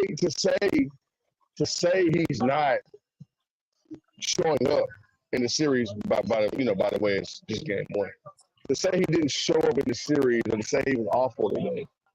And that's the reason why I'm in my feelings right now, because I'm just like, hey, man. I'm in my feelings. You can only name another one more person. There's only one more person that has averaged 30 points a game in the whole playoffs for his whole career. There's only one more person over Luka. One more. Not named LeBron, not named Bill Russell, not named Larry Bird, not named Magic, not named anybody else. So the points are going to be there. I just need y'all to stop these dudes from making 17 three-point shots in a half, to limit Porzingis from scoring 18 points, because he's not that dude. He's not going to give you 18 points and a half every single game in this finals. I'm sorry. Porzingis just gassed himself out of these finals. He's going to be Kyle Anderson. Kendrick, you remember Kyle Anderson in the T-Wolves series in game one when I told y'all, I said, man, why the hell does Kyle Anderson have 14 points in the first half of game one? Mm-hmm. I was sitting right here in my very seat. And I was like, bro, this is going to be the last time we see Kyle Anderson play good basketball in the series. Right. And he's not even your top 3 player on your team. So, yes, right. Kyle Anderson was limited for the rest of that series against the T-Wolves. So it's cool. You can limit KP, but then you also got Derek White. So Derek White gonna get his. Okay. Al Horford. Did y'all see the way Derek White scored the buckets? There was a few buckets where, I'm sorry, check this. Every single shot he shot was wide open. Guys closing out. Dudes flailing out to him. I'm like, bro, why is this dude not dribbling, starting the whole offensive set, and then creating? The Mavs play, the Celtics play 5-out ball. So that means there's nobody in the paint. Nobody in the paint. Ball comes up, double team over here. So all of a sudden now the Mavericks are chasing. If I'm Kenny Smith, then I'm going to the telestrator and doing like this. But then I'm not doing that because we all seen the game. The Celtics played Mavericks basketball tonight. That's what they did. They played Mavericks basketball tonight, and they made so many three-pointers that I'm just I'm sitting back looking like, oh my gosh, this reminds me of the team 3 years ago with Jalen Brunson on the team. It's not going to win you a championship. So all you got to do as the Mavericks in game 2 is just let your superstars cook. I'm sorry, Kyrie. Kyrie, we need you in game 2. Put the basketball down. Put the other basketball up and start putting that bitch in the bucket. And then, lastly, the block shots. Come on, man. Y'all telling me that the Celtics are going to average more block shots in this series than Mavericks assists? It's not going to happen. So, yes, the Mavericks play a dirty-ass, nasty-ass, sloppy-ass game. It's not going to be like that in game 2. Celtics fans, just be ready for that. It's not going to be like that in game 2. All right. Well, that's how I guess we'll have that. How we end on that. Okay. So Sunday. What time is the game on Sunday, Kendrick? 7 o'clock tip. 7 o'clock tip. All right. Let's get started. Let's get started. You want to get started 6:15? Why not? It's Sunday. I'm just saying, Drake put money on the Mavs to win it all. Okay. No, I'm going. Is Drake a curse? Yeah, Drake Yes. a curse. You see what Kendrick Lamar did to his ass? Every team Drake has put money on in the finals or whatever have lost. Drake say he Well, sold not his only that soul. too. I'm mad at Drake because he has exposed the world to dirty, sexy red, and now she just won't go away. Now she's on my WWE program, and I got a big problem with that. Good Lord, she's there shaking her ass. Hey, well, she's doing a good job with WWE though. Vosh, I haven't watched 1 minute of it, and I refuse to. Yeah, I watched 1 minute and then I fast forwarded. I can't tell me that she's not promoting you in the WWE. And I mean, bro, seriously though, like she's doing a really good job. She's not like overly sexy red. She's not really like being this like look at me. I mean, she's like playing her role and promoting it. Are they giving her? Have they given her a microphone in WWE? Is she on the microphone talking? Oh, good. Oh, great. Okay, yeah, good. Now, Vosh, I want to hear you come back and say this once they give her that microphone. Yeah, that's gonna be on Sunday on the pay-per-view on the premium live event. They're gonna have Triple H already knows that she's stupid. Okay, that she's from the hood, and like everything else that comes out of her mouth is basically wastebasket material. Tomas, Tuesday, man. Booker T was talking about junk in the trunk. Booker T was talking about junk in the trunk. LeVar. Triple H said we made that mistake with LeVar Ball and LeVar Ball and them. We probably not gonna make the same mistake with this one. I mean, Snoop has been there. He got No. people- Yeah, but Snoopy good, but LeVar was it? No. That was LaMelo who wanted to get on there. I guess he said the N-word or something. I mean, Dennis And now the Balls are banned from WWE. They can't ever come back on the programming. Oh no, man! Carmelo has been there. Like I mean, like dudes have been there, bro. They still got the shoes. They still selling the shoes. Y'all know what though? So like, I mean, I don't want to say it, but like, Sexy Red's kind of bringing the hood. She's bringing the ratchets to WWE. That's a whole different market that you're catering to. I think it's a good thing. As long as you don't get that microphone. As long as you have that microphone, you okay. Where in the hell have we gone? All right, man. Twerking the ring, it should be fine. Yeah, she's twerking. Booker T said, junk in the trunk. All right, well, unfortunately, I don't want to keep talking about Dirty Sexy Red. We've given her too much time already.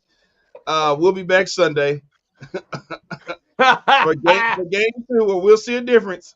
We will see a difference. Coach Kidd has said it. We will see a difference. So, maybe the Mavs can bring Sexy Red with them to the court on Sunday. No. I'm just saying. Until Sunday, keep your feet on the ground, keep reaching for the stars. Always do his best for business. If we don't see you around, then we will see you around live at 6:15 on Sunday afternoon. And remember,